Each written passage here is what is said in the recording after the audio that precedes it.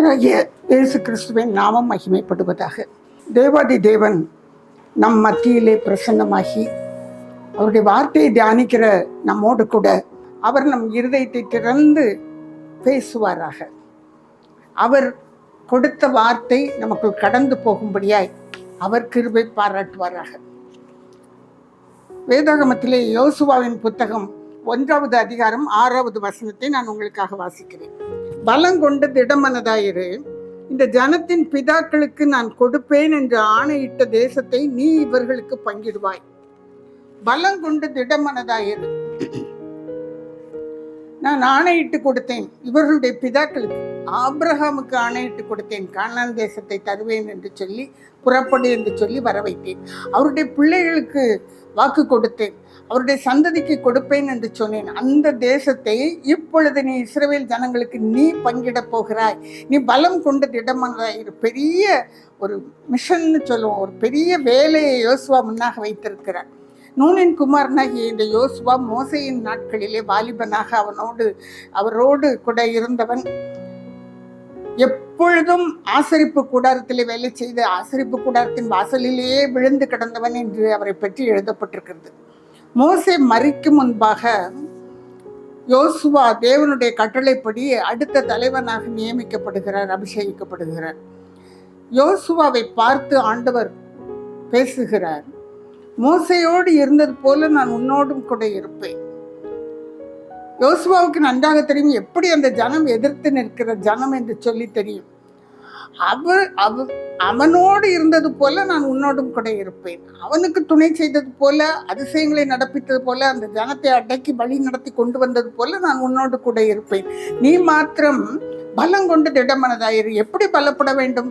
நியாயப்பிரமாண புத்தகம், மோசே கொடுத்த நியாயப்பிரமாண புத்தகம் உன் வாயை விட்டு பிரியாதிருப்பதாக. இரவும் பகலும் அதை தியானம் செய்வாயாக. அப்பொழுது உன் தேவனாகிய கர்த்தர் உன்னோடு இருப்பார். எப்பொழுது உன்னோடு கூட இருப்பார்? அந்த நியாயப்பிரமாண புத்தகத்தை இரவும் பகலும் தியானம் செய்யும் பொழுது அது உன் வாயை விட்டு பிரியாதிருப்பதாக. வெறும தியானம் பண்றது இல்லை, அறிக்கை செய்து ஆண்டவருடைய வார்த்தையை சொல்லி சொல்லி, என் தேவன் எனக்கு கானான் தேசத்தை வாக்கு பண்ணி இருக்கிறார், என் தேவன் எனக்கு நடத்துவார் என்று சொல்லி சொல்லி அது உன் வாயை விட்டு பிரியாதிருப்பதாக. அப்பொழுது உன் தேவன் உன்னோடு கூட இருப்பார். அப்பொழுது உன் வழியை அவர் வாய்க்க பண்ணுவார். அப்பொழுது உன் காரியங்களை வாய்க்க பண்ணுவார். இதே வார்த்தை தானே நமக்கும் தரப்பட்டிருக்கிறது. இன்றைக்கு தேவன் நமக்கு இந்த வார்த்தையை அனுப்பி இருக்கிறார். எத்தனை பேர் விசுவாசிக்கிறீர்கள் பிரியமானவர்களே? நான் விசுவாசிக்கிறேன். ஆண்டவர் இருபுறமும் கருக்குள்ள பட்டயம் அது.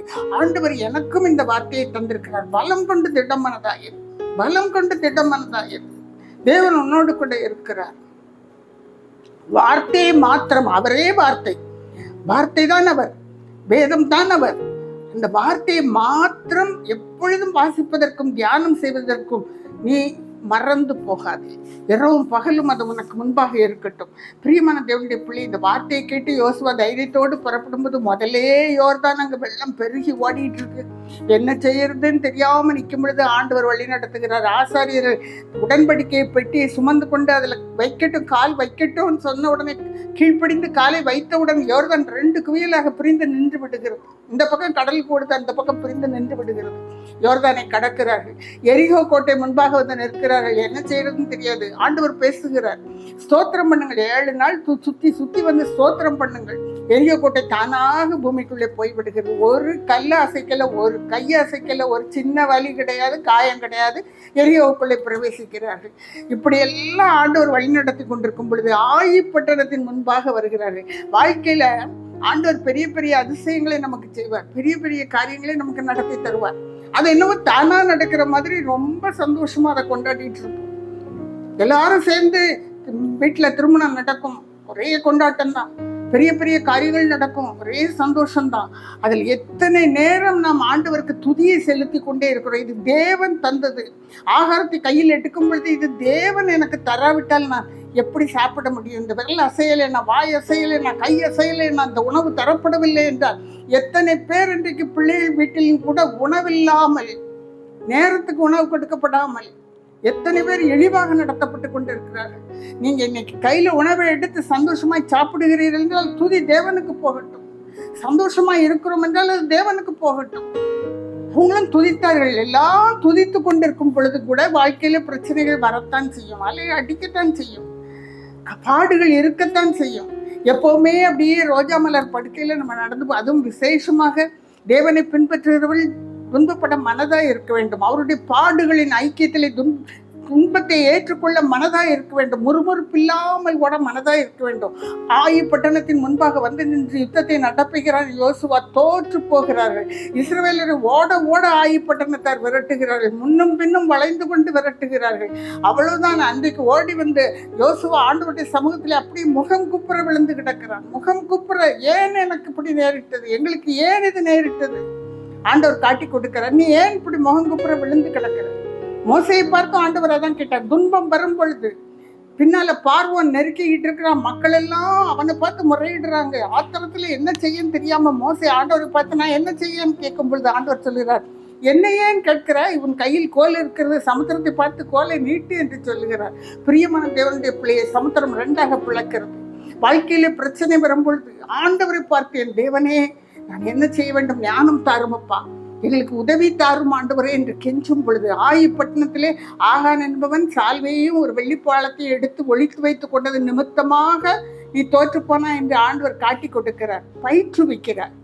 வாழ்க்கையில் தோல்விகள் ஏன் வருகிறது, வேதனைகள் ஏன் வருகிறது, நொறுங்குதல்கள் ஏன் வருகிறது, எங்கே கர்த்தரை விட்டு பின்வாங்குகிறோம், ஆண்டவர் உணர்த்தி தருகிறார். ஆகியை ஜெயிக்கிறார்கள். கடைசியிலே யோசுவாவுடைய வாழ்க்கை மிகவும் சமாதானமான வாழ்க்கை. எல்லாவற்றையும் முடித்து கர்த்தர் அவர்களுக்காக முன்னால யுத்தத்தை நடப்பிட்டே பண்ணாரு. குழந்தைகளை அனுப்பினார், மனுஷரை அனுப்பினார். அவர் யுத்தத்தை நடப்பித்து அவன் பங்கிடுகிறான் அந்த பெரிய பாக்கியத்தை. இஸ்ரவேல் தேசம் வாக்கு பண்ணப்பட்ட கானான் தேசத்தை இஸ்ரவேலுக்கு பங்கிடுகிற பெரிய கிருபை யோசுவாவின் கையில் இருந்தது. ஏனென்றால் அவன் வார்த்தை அவனுடைய வாயை விட்டு பிரியவே இல்லை. தன்னுடைய ஜனத்தை, இஸ்ரவேல் ஜனத்தை நீதியிலும் நியாயத்திலும் நடத்துவதில் ரொம்ப கவனமாக இருந்தான். அவன் நாட்களிலே இஸ்ரவேலர் கர்த்தரை விட்டு பின்வாங்கவில்லை என்று எழுதப்பட்டிருக்கிறது. பிரியமான தேவனுடைய பிள்ளைகளே, ஆண்டவரை பிடித்துக் கொள்வோம். ஆண்டவரை பிடித்துக் கொள்ளும் பொழுது தேவன் நமக்கு பெரிய காரியங்களை செய்கிறார்.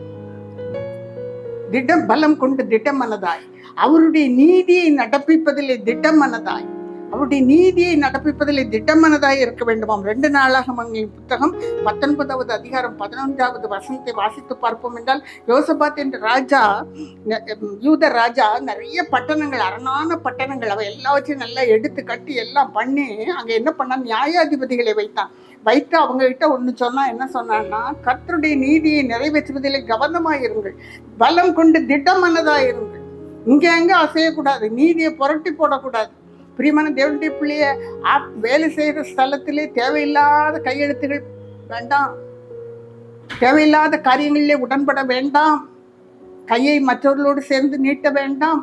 இந்த ஆண்டவருடைய நீதியிலே நிலை நிற்கும் பொழுது ஒருவேளை தண்ணி இல்லாத காட்டுக்கு தூக்கி போடுவாங்க, டிரான்ஸ்ஃபர்.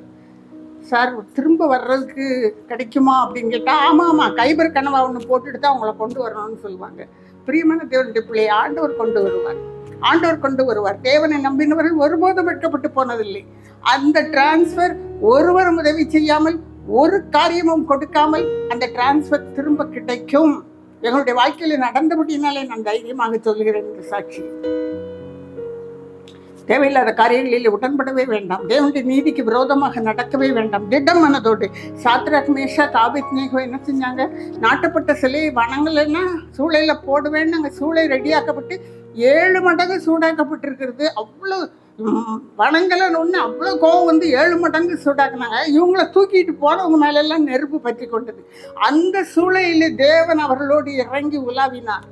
பிரியமான தேவனுடைய பிள்ளையை, வாழ்க்கையில் பிரச்சனை, நம்ம தேவனுடைய காரியங்களிலே உறுதியாய் நிற்கும் பொழுது, ஆண்டவரோடு நடக்கும் பொழுது, உலகத்தார் அல்ல, நாம் உலகத்தார் அல்ல, அதனால பார்க்குறவங்களுக்கே கோபம் வரத்தான் செய்யும். நம்ம கூட வேலை பார்க்குறவங்களுக்கு நம்மளை பார்த்தா கோபம் வரும். எல்லாரும் எதிர்த்து நிற்கும் பொழுதும் ஆண்டவருக்குள் வைராக்கியமாக திட்டமனதாக இருந்தால், அந்த நீதியை நடப்பிப்பதில் திட்டமனதாக இருந்தால், ஆபிரகாம் விசுவாசித்தான், அது அவனுக்கு நீதியாக எண்ணப்பட்டது. தேவனை விசுவாசிப்போம், அது நமக்கு நீதியாக எண்ணப்படும். அவர் நமக்காக தங்களை நடப்பிப்பார். பலம் கொண்டு திட்டமனதாய் தேவனோடு நிற்கும் பொழுது நெருப்பு சூளையிலும் இறங்கி நம்மோடு நடக்கிற தேவன் அவர்.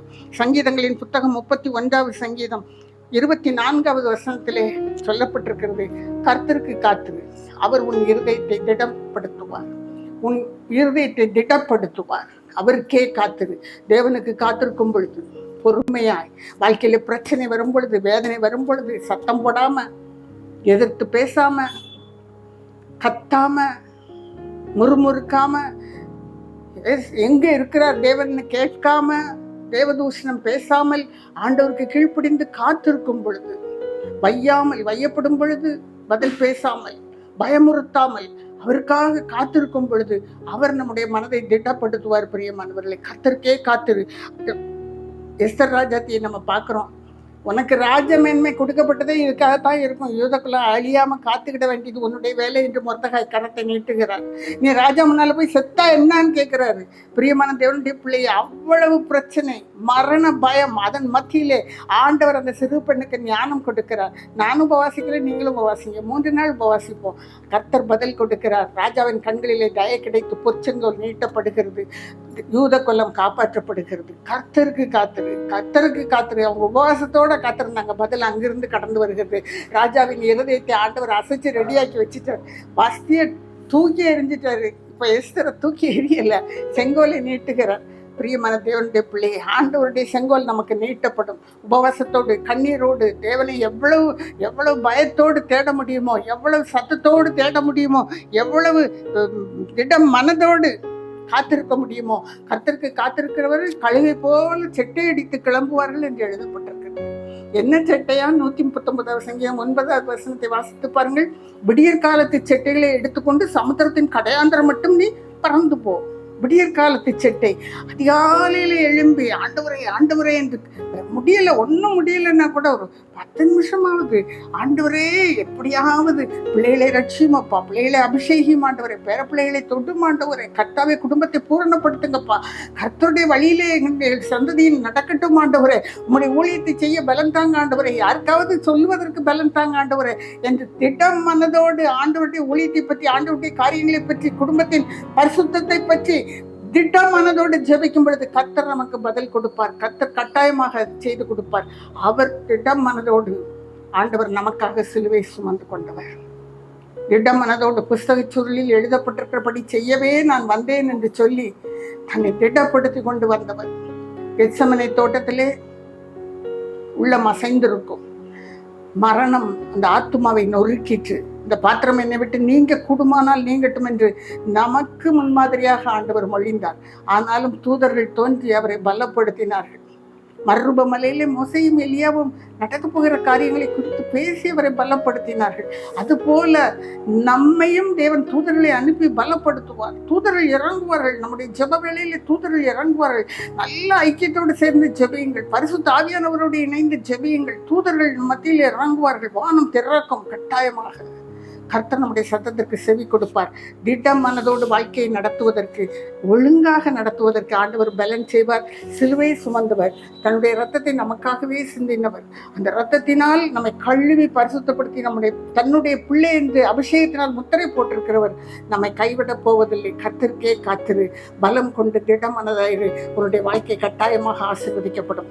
எவ்வளவு பாடுகள் இருந்தாலும் சரி, தகப்பனே, வேலை ஸ்தலத்திலே இருக்கிற பாடுகளை கர்த்தர் அறிவீர் ஆண்டவரே. தூக்கி எறிஞ்சிருவோன்னு சொல்ற வார்த்தைகளை கர்த்தர் அறிவீரப்பா. அதன் மத்தியிலே கர்த்தர் பலம் கொண்டு திடமனதோடு நிற்கிற பிள்ளைகளை, தகப்பனே, கர்த்தருடைய நீதியை விளங்க பண்ணுகிற பிள்ளைகளை கர்த்தர் சந்திக்க போவதற்காய் ஸ்தோத்திரம் ஆண்டவரே. நன்றியோடு நாங்கள் தம்மை துதிக்கிறோம் அப்பா.